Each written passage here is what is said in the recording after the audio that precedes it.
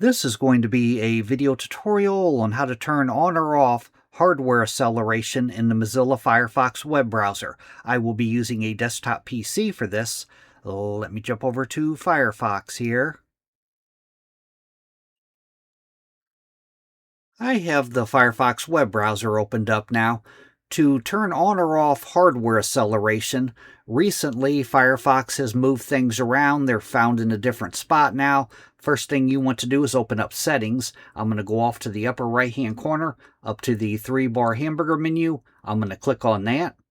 Then I'm going to go down to where it says Settings, and I'm going to click on Settings.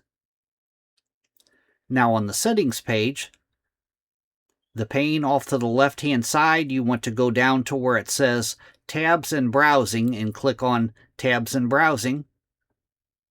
Then on the center pane, you want to scroll down just a little ways, down to where you see it says Performance. It says Use Recommended Performance Settings. I'm going to uncheck that box. And now you have access to the Use Hardware Acceleration when available.